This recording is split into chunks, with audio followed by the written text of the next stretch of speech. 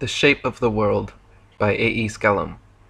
On this subject there are two great schools of thought, one which teaches that the world is a globe of 25,000 miles circumference, rotating on its axis once in 24 hours at the rate of 1,000 miles per hour, and revolving in an orbit round the sun once a year at the rate of 68,000 miles per hour.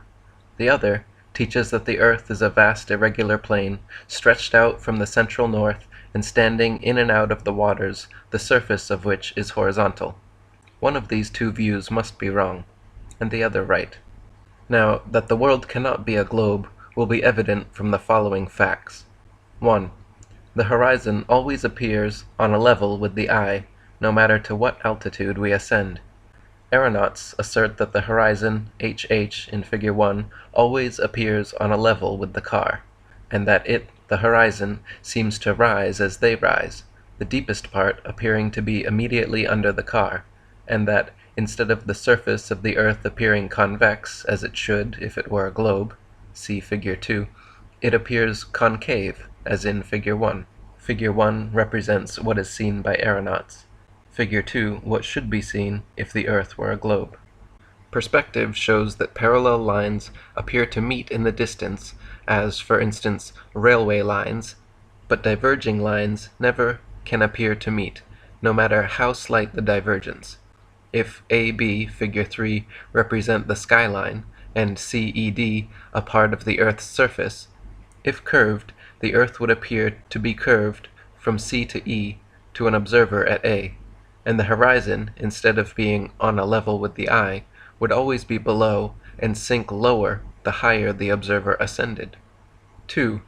The horizon at C, to the right and left of an observer, always appears as a straight line, but if the world were a globe, it, the horizon, would dip to the right hand and to the left, and show the arc of a circle. If a plank or straightedge, about 12 feet long, be set level above the water, and the observer get at the back of the plank or straightedge, so that his eye be on a level with it, he will see the horizon as a perfectly straight or horizontal line. 3. The lights from many lighthouses are visible at a much greater distance than they could possibly be if the world were a globe 25,000 miles in circumference. The flame of the Clare Island light can be seen, in clear weather, a distance of 31 statute miles.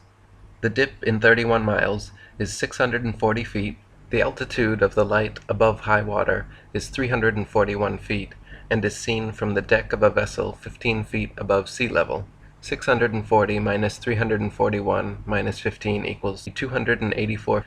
After deducting the altitudes, the light should be 284 feet below the horizon if the world be a globe. Beachy Headlight can be seen 26 statute miles away. The dip in 26 miles is 450 feet, altitude of light above high water 284 feet, vessel 15 feet. The light should be 151 feet below the line of sight if the globular theory of Copernicus be true. Cromer light is 274 feet above high water and can be seen a distance of 26 statute miles, vessel 15 feet above high water. The dip in 26 miles is 450 feet, less altitudes, 450 minus 274 minus 15 equals 161 feet, leaves 161 feet to be accounted for if the world be a globe. There are many examples similar to the foregoing. The following note in the Admiralty list makes the case all the stronger against the globular theory. Quote, "Under certain atmospheric conditions, and especially with the more powerful lights, the glare of the light is visible considerably beyond the radius given, which is calculated for the actual flame of the light." 4. No allowance is made by engineers for curvature in making canals and railway cuttings, and is in fact forbidden by Act of Parliament, which states that all plans shall be made from, quote, "a datum horizontal line which shall be the same throughout the whole length of the work," unquote. If the earth were a globe, this allowance would be indispensable. 5. The surface of standing water has been proved beyond all question of doubt to be horizontal and not convex, as it should be if the world were a globe. Water always finds its level, the surface of which, at rest, is always found to be horizontal.